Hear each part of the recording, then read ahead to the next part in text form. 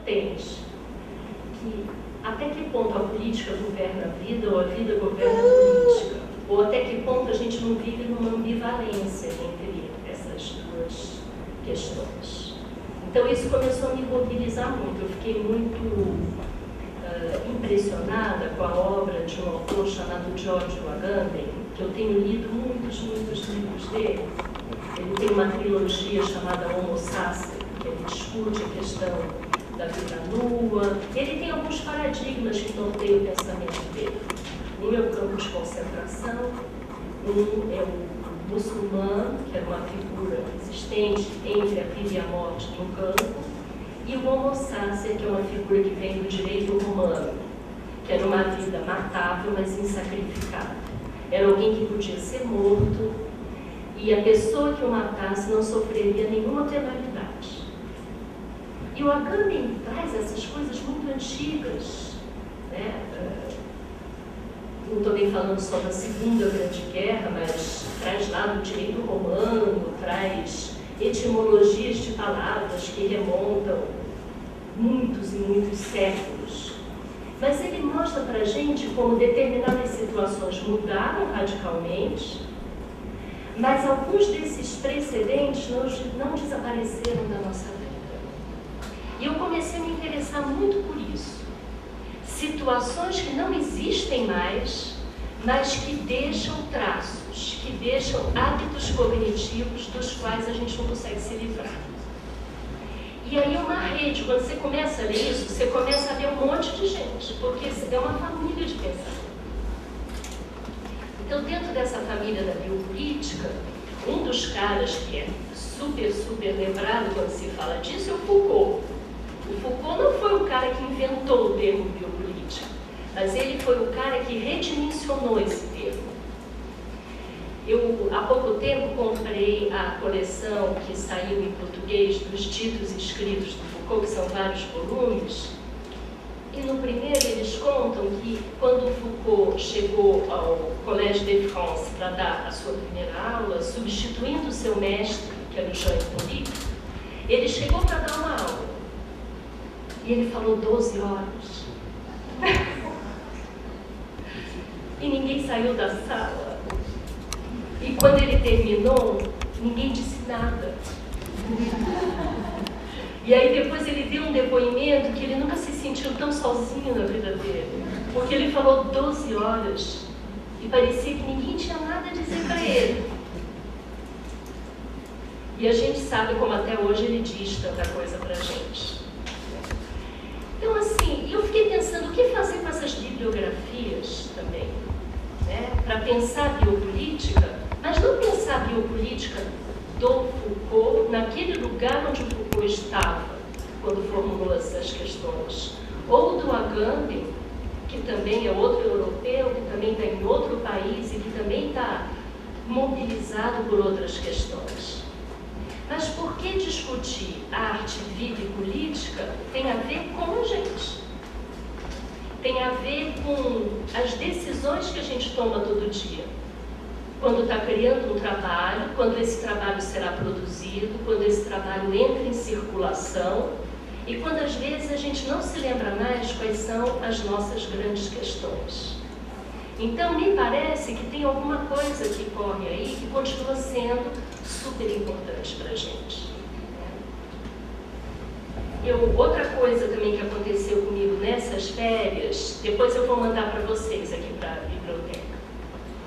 Eu tenho um amigo lá na PUC, o Peter Telbach, que ele começou uma editora que lançou seu primeiro livro, que se chama Kafka Machine, que é um livro do Guattari, que o próprio Peter traduziu. E o segundo número dessa editora, o segundo livro, né, a ser lançado, é um livro que se chama A Gênese do Corpo Desconhecido. E nessas férias eu fiz a tradução desse livro. Ele foi escrito por um filósofo japonês chamado Kunichi Uno. E ele escreveu 11 ensaios sobre artistas pelos quais eu tenho uma grande admiração. Ele fala da Clarice Lispector, fala do Nijinsky, Duques de Capa, está na caminho. Ele fala do Arthur, do Genet, e ele fala do Deleuze, que foi orientador dele na época que ele morou na França. E a maneira como esse filósofo escreveu os seus ensaios, eu achei muito interessante, porque é como se ele fosse se apropriando da escrita dessas pessoas de quem ele está falando. E como se ele devorasse essa escrita e a cada ensaio a escrita dele muda, porque ela vira a escrita dessas pessoas. Não preciso nem dizer como foi difícil traduzir esse negócio.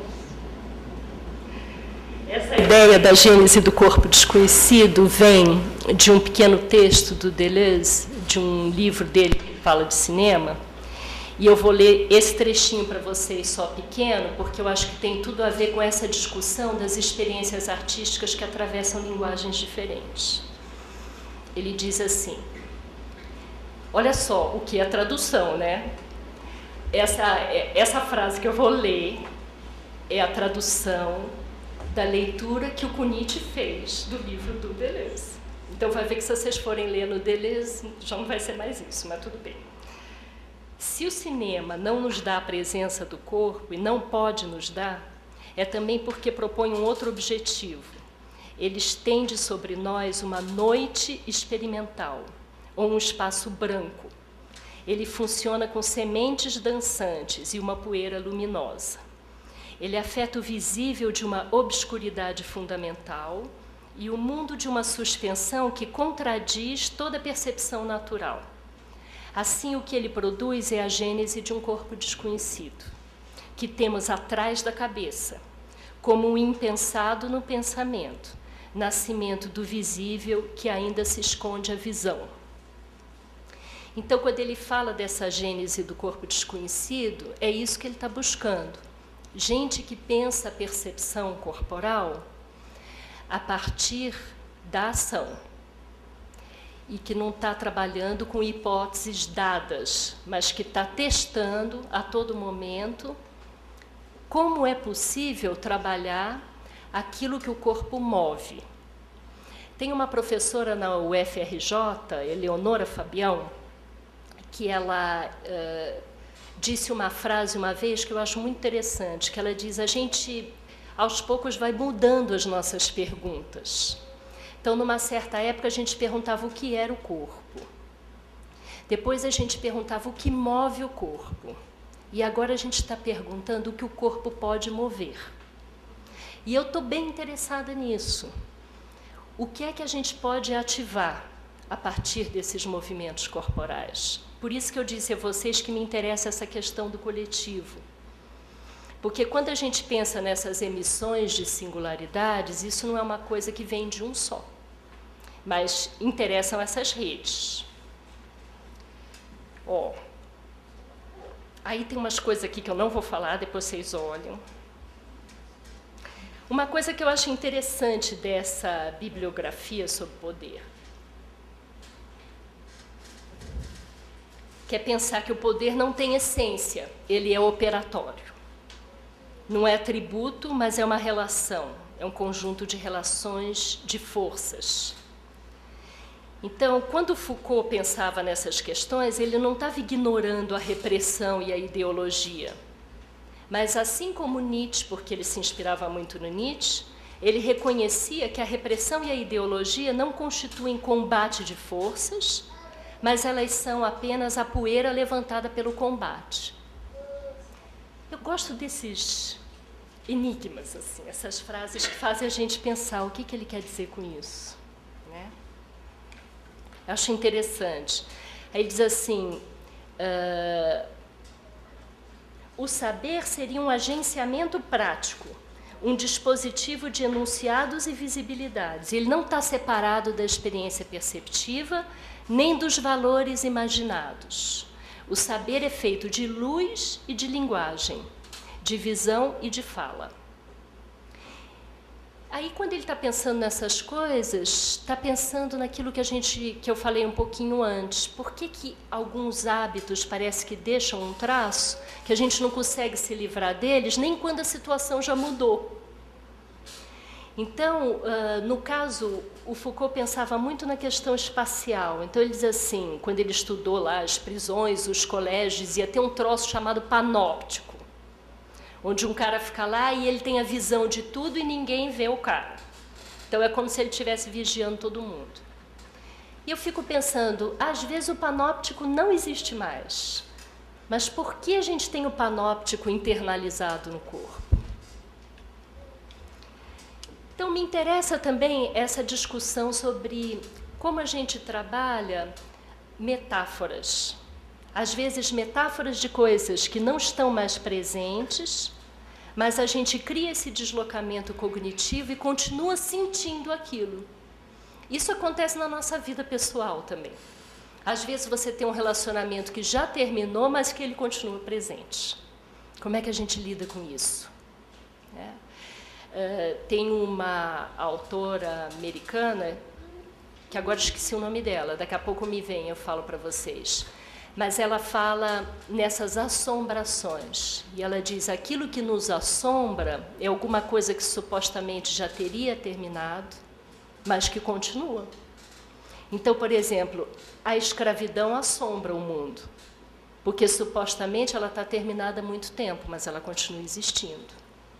Né? Lembrei, Avery Gordon. Olha, uma outra bibliografia que eu acho interessante também para pensar experiências artísticas radicais é quando a gente trabalha com outro nível de descrição do corpo. Eu gostei muito do último livro do Antônio Damasio, que eu li na versão portuguesa, se chama O Livro da Consciência. Aqui em português do Brasil foi lançado com outro título, é Como o Cérebro Criou o Homem, não é uma coisa assim? É? Eu gostei do título português. Tem um prefácio do tradutor que diz que ele sugere o Livro da Consciência em homenagem ao Fernando Pessoa. E aí o Damasio escreveu no seu prefácio para a tradução que ele gostou muito dessa ideia, porque o que seria desse pensamento todo que ele desenvolveu sobre consciência e cognição, sendo português, embora morando nos Estados Unidos, sem o Fernando Pessoa na vida dele. Vou falar só uma coisinha pequena do Damasio. Ele diz que aquilo que a gente chama de eu depende da capacidade de reconstruir e de manipular registros de memória num espaço de trabalho cerebral paralelo ao espaço perceptual. Então, ele diz que a gente cria no corpo uma área de armazenamento temporário offline. Aí o tempo pode ficar suspenso por um momento e as decisões se libertam da tirania das ações imediatas. Que eu estava falando que me interessavam os artistas que partiam da percepção e da ação.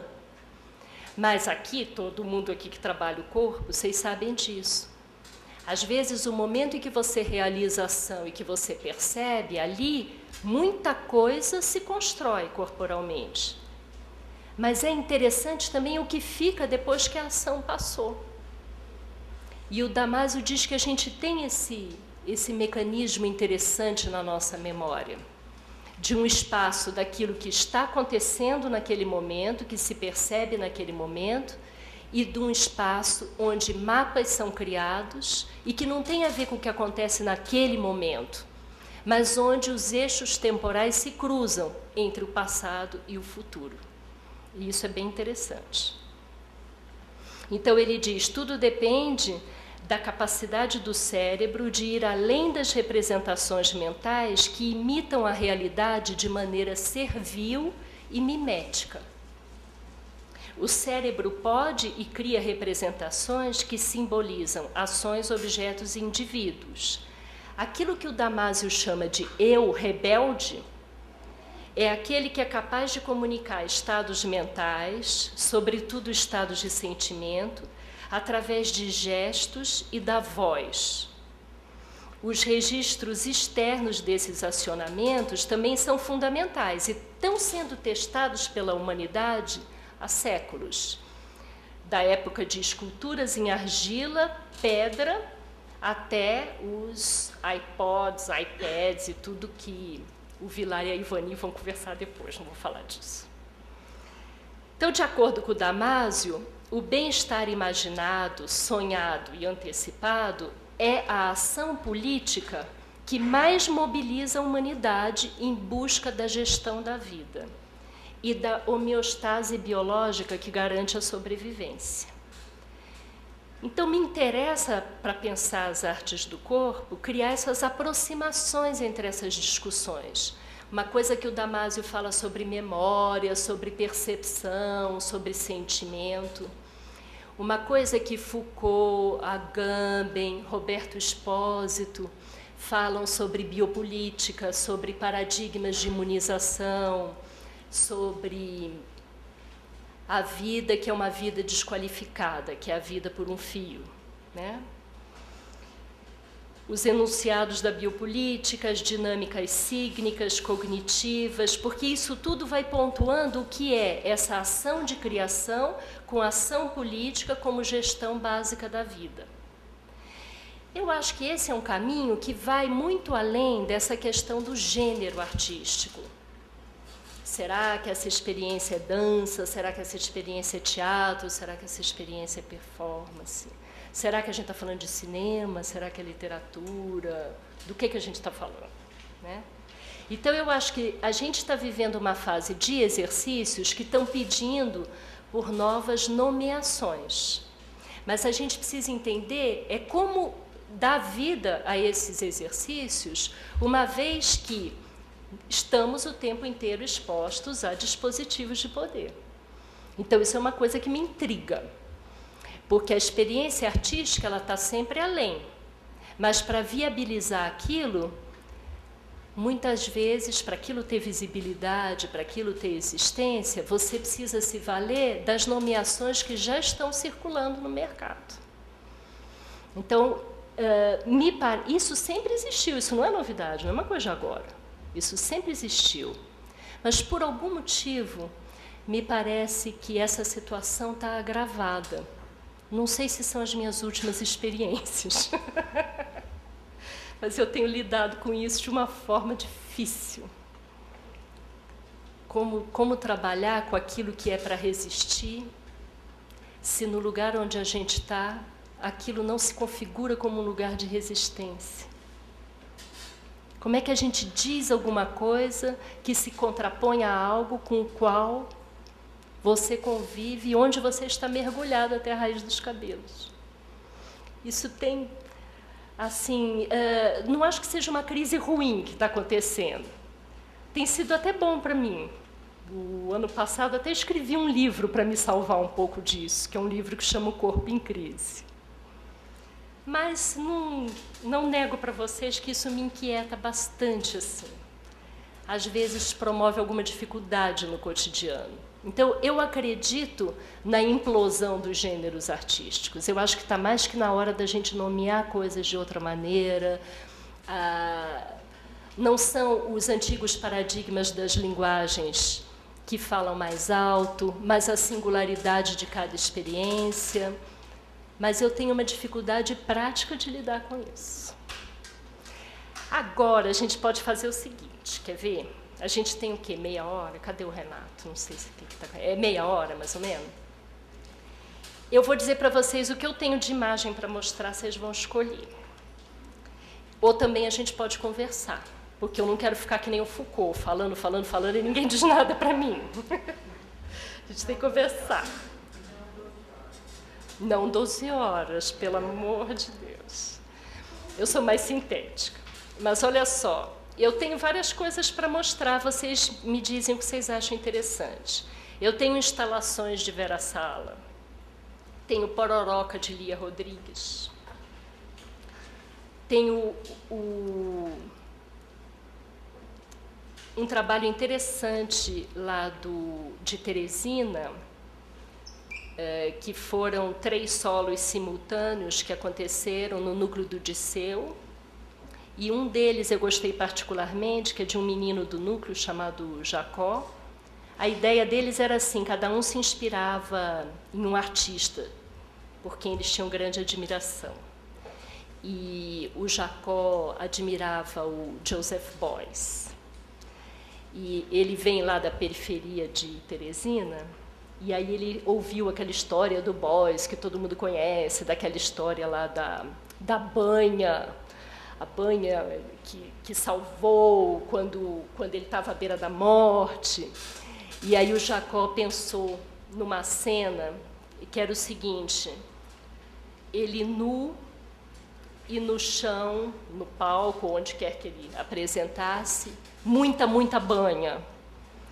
E o trabalho era isso. Ele não consegue ficar em pé. Ele não consegue ficar em pé. Eu achei interessante esse trabalho dele, porque eu acho que é bem autobiográfico. Então, ele escolhe uma coisa e faz aquilo. Esses artistas que eu trouxe para vocês, me encanta isso.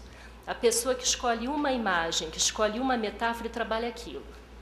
Então, por exemplo, eu tenho também 2 trabalhos da Marta.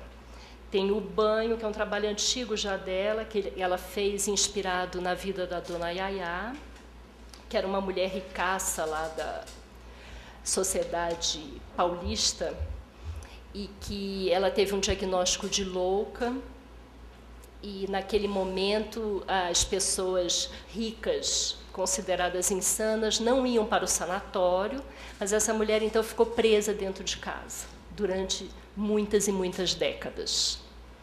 E nessa época se dizia também que uma boa terapia para mulheres histéricas e insanas era tomar longos banhos.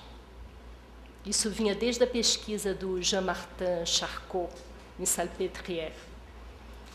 Só que, o que é um longo banho? Pode ser o quê? 1 hora? 2 horas? Esse era de 12 horas. E aí a Marta pensou essa instalação, que é ela numa banheira, onde ela faz 3 loopings. E é esse o trabalho. Tem uma outra instalação que ela fez, que eu também acho de uma síntese muito interessante. Ela olha para os sambaquis, cemitérios indígenas lá de Santa Catarina, e aí ela monta uma mesa onde ela fica enterrada na areia, porque o sambaqui, não sei se vocês já viram, são essas montanhas, algumas muito grandes, algumas menores de areia, e ali tem um ventiladorzinho que vai aos poucos tirando a areia de cima do corpo dela. É que esses trabalhos são meio esquisitos da gente ver no DVD, sabia? Que é um trabalho que exige um tempo, assim, e exige uma presença. Eu posso mostrar um trechinho bem pequeno para vocês, se vocês não conhecem, mas, assim, é muito longe de promover a mesma leitura do que se você está ali, vendo o que está acontecendo. Bom, e aí, isso faz parte da minha obsessão. Eu trouxe, e eu não vou ficar chateada se vocês não quiserem ver, mas eu trouxe um solo do Hijikata, que é uma coisa bastante rara, porque os filmes são muito mal feitos, são muito de longe, e esse é muito de perto, e é a última vez que ele apareceu, em cena. Tem uma outra coisa também, que eu tenho um DVD aqui, que é um exercício de tradução que o Hijikata fez, do Putofu, que ele transforma um quadro do Francis Bacon em movimento. E que eu acho que é um exercício interessante de olhar, porque é pensar como o movimento que está numa tela, ele se transforma num movimento corporal. Então, o que vocês querem ver? Qual? Quer ver o exercício primeiro, que é super rápido? Mas o solo não vou poder mostrar inteiro, vou mostrar um trechinho, porque leva 22 minutos, aí acaba o tempo.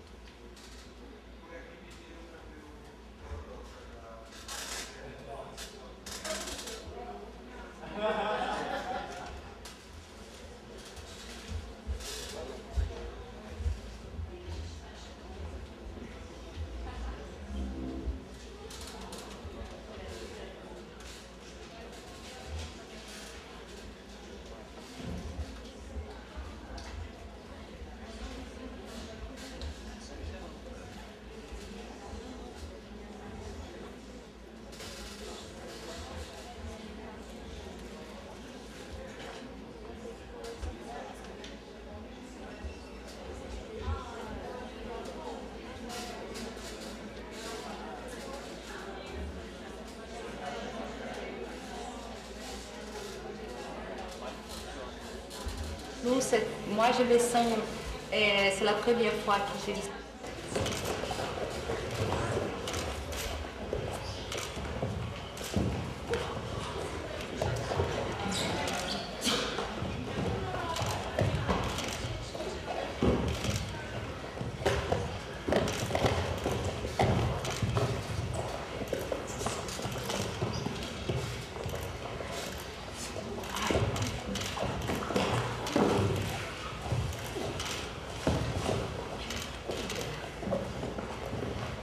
Esse trabalho A Pororoca, da Lia Rodrigues, não sei se todos vocês conhecem a Lia, ela trabalha na Favela da Maré, no Rio, e esse não é o último trabalho dela, mas é o último que foi mostrado no Brasil.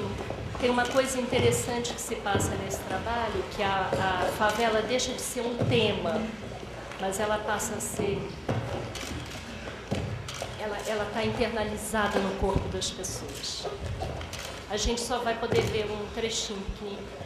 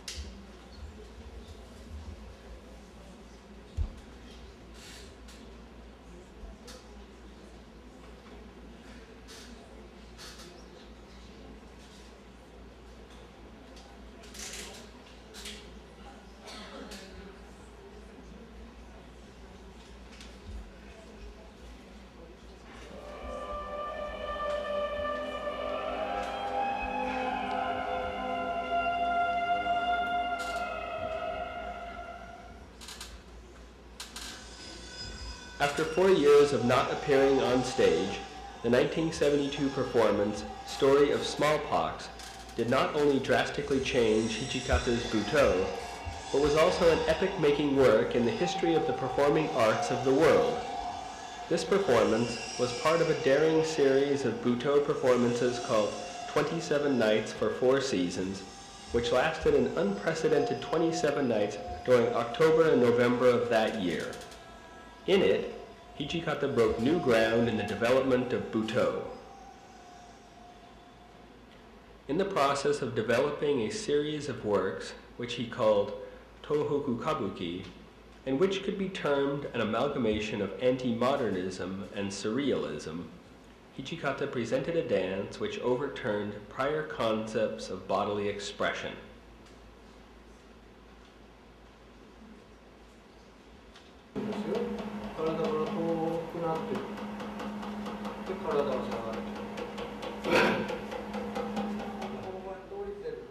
In addition, Hijikata pursued the development of notational Butoh, and in the process of creating Butoh, adopted a new and revolutionary method.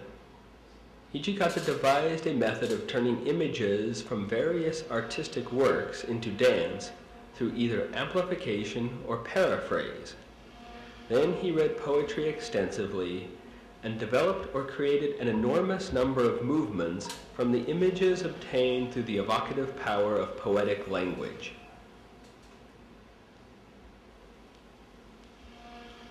One of the artists from whom Hijikata drew inspiration during the initial period of creating the notational Butoh was the English artist Francis Bacon. To Hijikata, who was seeking to express changes in substances and bodies, such as melting, crumbling, expanding, and contracting, Bacon's works must have provided real images. In addition, we can say that the can't get up, won't get up dance, which you see here, and with which Hijikata overturned dance concepts, depicts the very person that Bacon expressed in his paintings.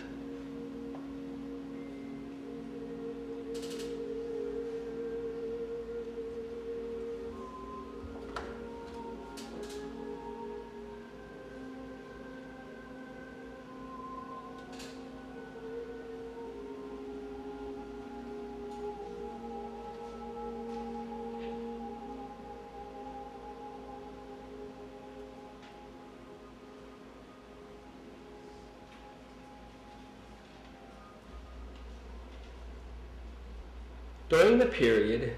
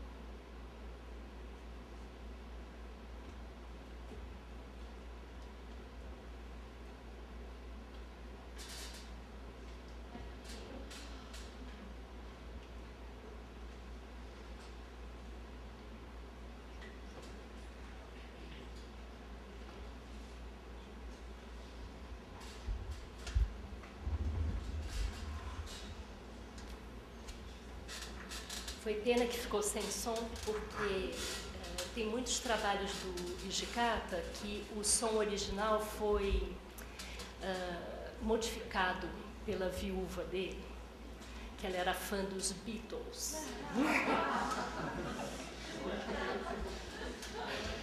Então, quando você vai no arquivo dele, tem várias performances que tem música dos Beatles.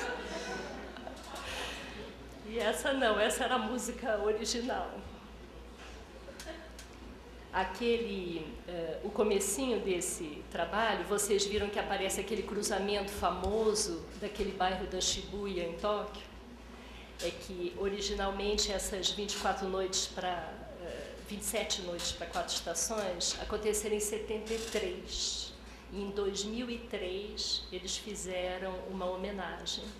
Aquele prédio que vocês já devem ter visto em filme, quem não foi a Tóquio, tem um prédio grande ali na Shibuya que tem umas projeções de prédio. Aí eles projetaram o Hijikata ali, que é uma coisa interessante, porque as pessoas que circulam em 2003 por esse bairro, muitas nem sabem quem foi o Hijikata. Então, é uma coisa bem de uma estranheza colocar aquela figura ali, né?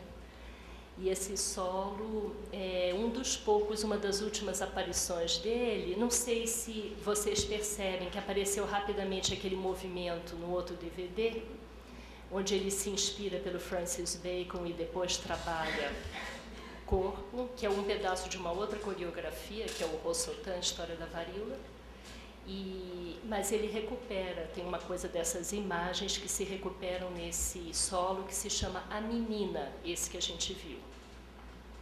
E esse A Menina tem a ver com uma das obsessões dele, que era pensar que uma pessoa podia morrer no corpo dele diversas vezes, inclusive as suas irmãs, que na época da guerra, aí ele dizia que elas tinham sido mortas, prostituídas. No fim, parece que a história não era bem essa. Elas fizeram casamentos arranjados, foram para outros lugares, mas seja como for, foi uma perda. Então, como você trabalha a perda corporalmente, né? É claro que para abordar esse atravessamento de linguagens, esses entre lugares, onde a gente tem dificuldade para nomear aquela experiência, não precisa trabalhar só com a barra pesadíssima, com experiências de violência, de morte. Não é necessário. Tem muita gente que testa isso de outra maneira, inclusive com humor. Mas tem toda uma família de pensamento que acaba entrando na radicalidade das experiências a partir de ignições que vêm de situações de extrema violência e que colocam em risco a própria vida. Aí eu achei curioso que nesse último livro do Damasio ele se atreve a falar de arte e dizer qual o papel da arte, afinal, e ele pensa na arte como a busca da homeostase, como a busca da continuação da vida, a busca de um equilíbrio interno. E aí eu acho curioso, porque é verdade que tem gente que trabalha com a arte nessa busca desse equilíbrio interno e na continuação da vida. Mas alguns artistas entraram nas experiências radicais apostando na desestabilização da vida, né? Então isso, de alguma maneira, a gente pode pensar que tem a ver com o ambiente onde as pessoas estavam, mas acho que é um pouco simplista pensar numa relação de causa e efeito assim. Tem a ver com as inquietações dos artistas, né? Então, isso são coisas que eu tenho pensado nesses últimos anos, pesquisando sempre esses artistas que trabalham a desestabilização do senso comum, dos paradigmas já dados, das técnicas já sistematizadas, porque o que me parece é que eles estão norteados por questões. E essas questões têm essa singularidade onde parece que se adequar a alguma coisa que já está organizada é insuficiente. Não vai dar para dar visibilidade àquilo que eles estão buscando. Agora era bom que vocês me perguntassem alguma coisa, ou que vocês fizessem algum comentário.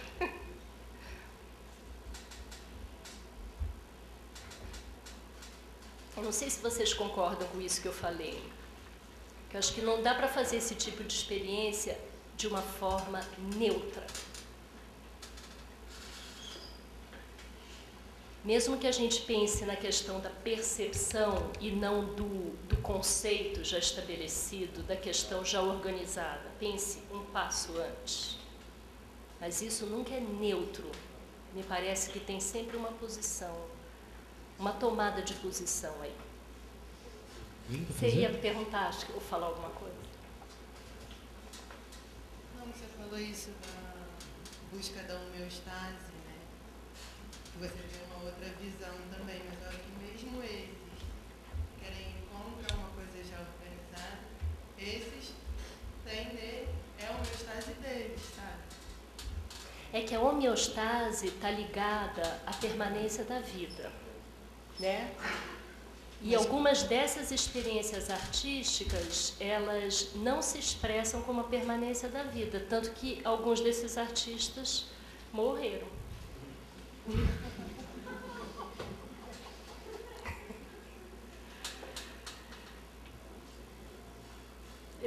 Assim, de vez em quando eu mostro umas experiências para uns alunos, assim, eles falam assim, mas isso não é saudável.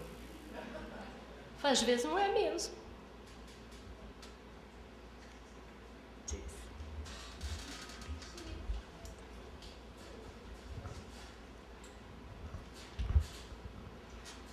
Eu acho que eu vou insistir um pouquinho no ponto que ela está falando, porque talvez a vida não precise, ou a saúde não precise ser entendida na sobrevivência de um artista, mas que às vezes ele precisa chegar a um tipo de ação, de movimento, onde mesmo que ele seja sacrificado durante esse processo, a reverberação disso pode incitar muito mais vida e oxigênio para os que ficam e para aqueles que puderam compartilhar isso de algum modo, como aquela coisa da morte que afirma a vida.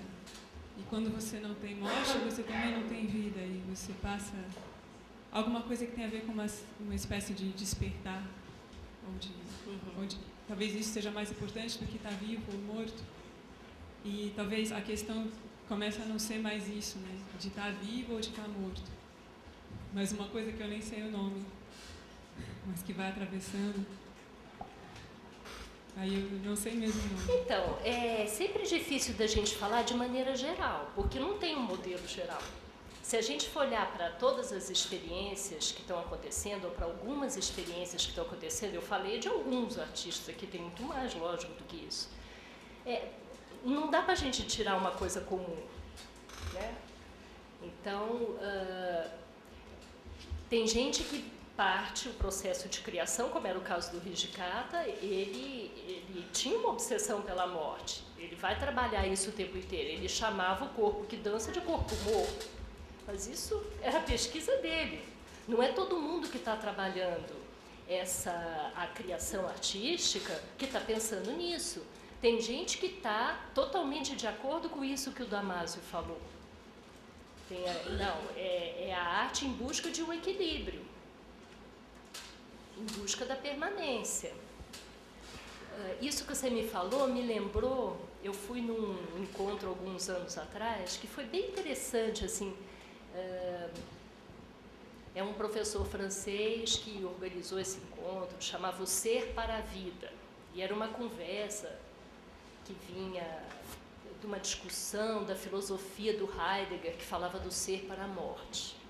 E aí lá, pelas tantas, estava uma confusão, o ser para a vida, o ser para a morte, e um falava que era o ser para a vida, o ser para a morte. E tinha lá um cientista muito interessante chamado Henri Atlan. Não sei se vocês já leram alguma coisa dele, ele tem um livro em português que se chama Entre o Cristal e a Fumaça. E ele falou, olha, essa conversa do ser para a vida, ser para a morte, depende qual é o nível de descrição que a gente está falando. Porque se a gente trabalha com um nível muito baixo de descrição do organismo, não tem uma contradição entre a vida e a morte. Que é uma coisa que me lembrou o que você falou agora, que talvez uma coisa não seja só uma coisa e a outra coisa, como oposições. Né? Algumas vezes as células, elas morrem para garantir a vida. Então tem umas histórias assim, num nível mais baixo de descrição. E em termos políticos, às vezes acontece isso também. Então, apresentar uma situação de risco, ela pode ser a salvação para outras pessoas, que eu acho que tem a ver com o que você disse. Né? Mas a gente não precisa ficar só nisso também, só conversando essas coisas. Diz, não sei se... Eu penso, talvez, um processo criativo, é isso que eu queria dizer. É. Pensando na homeostase, não pela obra já pronta, né, mas pelo processo criativo. Que, como você usou o exemplo, ele usava o corpo, dizia como corpo morto. E eu vou ter o meu e cada um vai ter o seu, e que muitos artistas pensam, na verdade, nesse processo criativo. É isso que pra gente é arte, né? Depois o que sai disso, tudo bem, mas... O que eu tem me inquietado é assim, as pesquisas são diferentes, as pessoas têm inquietações diferentes, mas o que tem me inquietado é como desenvolver isso, entendeu? Porque esse pode tudo não é bem assim, porque depende da condição que você tem para desenvolver isso. E aí é que eu acho que entra nessa discussão política, como é que você viabiliza o projeto? Isso não é uma coisa apartada da questão. Você pode ter uma questão muito interessante, mas como você vai desenvolver isso? Precisa de tempo. Uma das coisas que a gente menos tem hoje é tempo. Então, isso é uma coisa que eu tenho pensado. Cristi. Espera só um pouquinho. É que tem uma... Desculpe, tem uma... Tá bom. Não, acho que você respondeu minha pergunta, mas queria dessa questão da dicotomia da vida e da morte, né? De talvez essas coisas, na verdade, serem juntas, né? Mas acho muito importante você fazer você trazer esse problema, porque senão a gente entra nessa questão mesmo da arte ligada a uma tendência, né? E aí a gente começa a fazer isso porque é uma tendência, enfim, porque está tematizado e não porque é uma coisa que realmente me afeta. E eu acho que eu vejo muita coisa indo nesse sentido hoje, principalmente na performance, né? E também muita tentativa de conceitualizar a performance, que na minha perspectiva já seria uma espécie de formação, né, de formatação disso, não que isso seja um problema, mas como isso é feito politicamente, principalmente na relação com as academias, né? Teve um evento que chama Desvio Coletivo, você conhece? Que aconteceu em São Paulo. Aonde? Com o pessoal da USP e da Unesp. Eu não vi. Foi na Unesp. E que teve uma série de performances dentro da instituição e que gerou uma série de polêmicas também. E que aí o movimento regrediu, no sentido de que ele tinha a intenção de entrar nesse campo como um lugar de pesquisa, de investigação, mas com as propostas dos coletivos, isso começou a ser problemático politicamente para a própria instituição, Unesp, USP, enfim. Então, acho que, enfim, falei duas coisas, mas era só para... Não, mas eu entendi o que você falou. Eu acho que tem a ver com aquilo que a gente tinha comentado, que a experiência artística ela não está apartada do lugar onde ela é realizada, né? E tem uma coisa... A gente não pode dizer que existe um mercado. Existe mercado de arte, mercado de performance, mercado de dança. Acho muito otimismo dizer que existe isso. Mas há tentativas, né? Há tentativas e adequações, se acreditando nisso, né?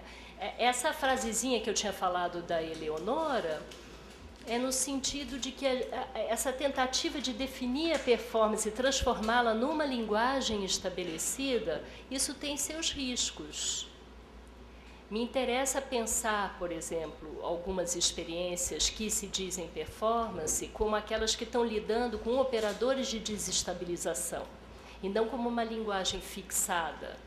Então, por exemplo, quando a gente olha para o trabalho da Vera, é um trabalho de dança, mas ele trabalha com um operador de desestabilização que a gente pode dizer que é performance. Não como linguagem, como gênero artístico, mas como uma espécie de um acionamento. Isso que eu estou falando para vocês não é uma coisa que eu que conceituei. Tem vários artistas que têm pensado nisso. Tem um artista, por exemplo, o Ian Fabre. Ian Fabre já trabalhou com várias coisas, já trabalhou com cinema, já trabalhou com companhia de dança, já trabalhou com companhia de teatro. Ele diz assim, eu não tenho um rótulo para mim dizer eu sou um diretor de teatro, eu sou um coreógrafo. Ele não é nada disso. Mas as inquietações dele, as coisas que ele tem vontade de testar, já aconteceu de testar com uma companhia de dança, de testar com um grupo de teatro, de testar fazendo filmes. Tem um pensamento que atravessa essas linguagens. Tem muita gente discutindo isso. Nas artes plásticas também. Então, por exemplo, tem uma crítica de arte que, alguns anos atrás, lançou um livro, que é a Rosalind Krauss, falando sobre condição pós-midiática.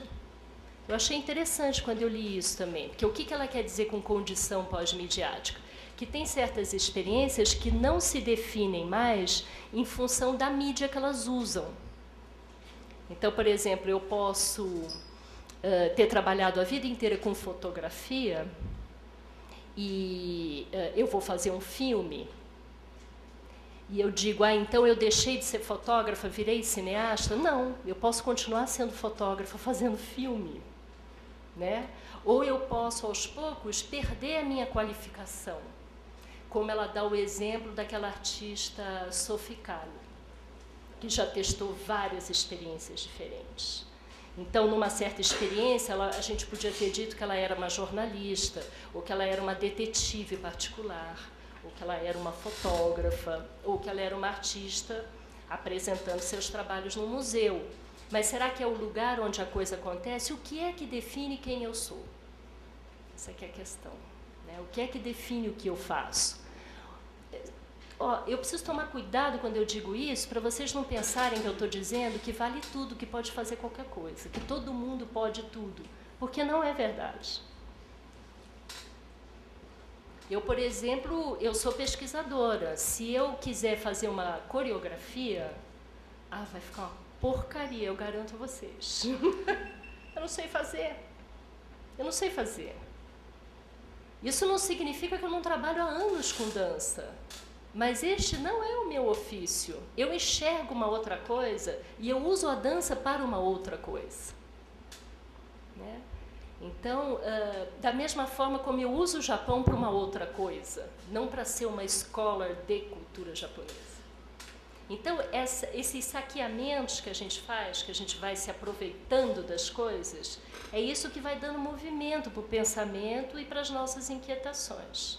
Eu acho que quando a gente fala desse deslimite das linguagens artísticas, dos gêneros artísticos, é porque a gente está nesse território, que valem mais as inquietações e o modo como você vai desenvolver procedimentos para que aquilo tenha existência, do que ficar enclausurado em paradigmas, em linguagens, não sei. Suzy. Só antes da Suzy falar, gente, por conta do tempo, infelizmente, nós vamos encerrar o espaço das perguntas, mas depois, se quiserem falar com a Cristine, aí fique à vontade durante o coffee break, tá? Não, você vai fazer isso. Cristina, eu também não sou mas você levantou muitas questões, eu acho que cuja função é inquietar. Inquietar a reflexão sobre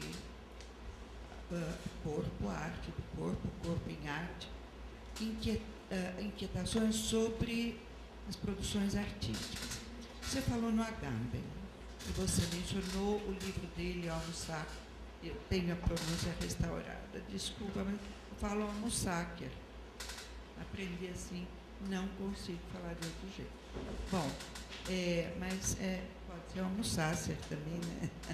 Em todo caso, você falou, então, nas figuras mencionadas por ele, e eu queria lembrar justamente aquelas poucas imagens que você nos apresentou de Pororoca, porque é justamente, ou seria justamente, o lugar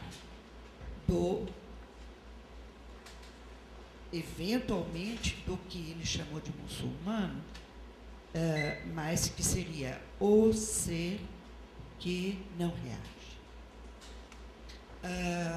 Ou aquele que, digamos, pegando outra figura, aquele que é matável sem julgamento e sem culpa de quem o mata. E, no entanto, no espetáculo Pororoca, aquilo que nós vemos e que me parece especial, importantíssimo, é que, primeiro, na medida em que há um conjunto, você começou a sua fala contente de que houvesse um grupo. Então, o grupo suspendeu aquilo que seria individual do Almussáquer. O grupo suspendeu aquilo que no Agamben também seria a impossibilidade de ação. Isso me pareceu extremamente importante, inclusive porque nessa discussão que houve agora sobre vida e morte, acho que nós todos vamos poder pensar, mas eu lhe pergunto também, né, se a ideia de vida e morte não estão permanentemente contaminadas e juntas, como já falou um tal de Freud, faz tempo.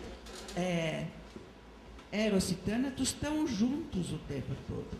E se o corpo Hijikata, se ele dança a morte, ele dança, tem movimento, quando a morte é a ausência total de movimento. Ele desestabiliza tudo, até a morte.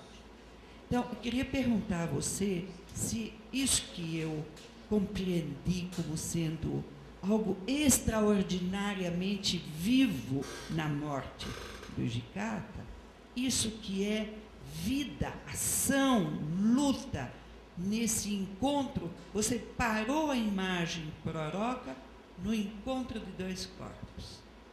Então, se isso não suspende o impossível, a impossibilidade, a morte, a não ação, se não há isso, e se a arte não, se, em certa medida, a busca, você tinha feito pergunta, né? Então, o que move o corpo, o que o corpo pode mover?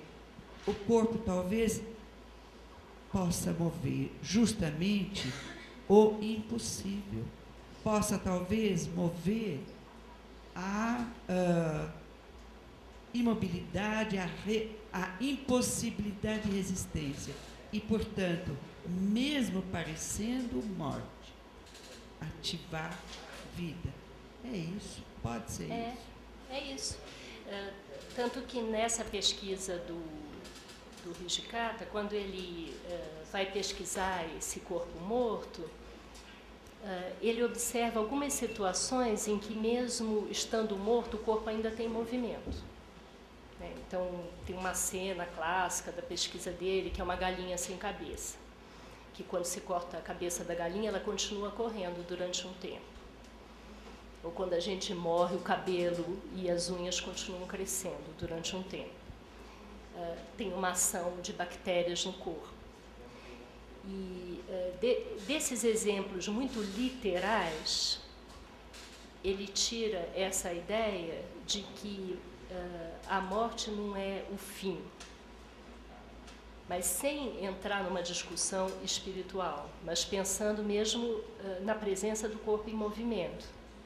Quer dizer, esse corpo que resiste à paralisação é porque ele está realmente apostando no movimento da vida.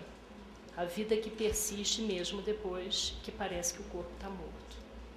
Então ele se interessava por esse momento, onde parece que tudo acabou, onde parece que não há mais nada a fazer.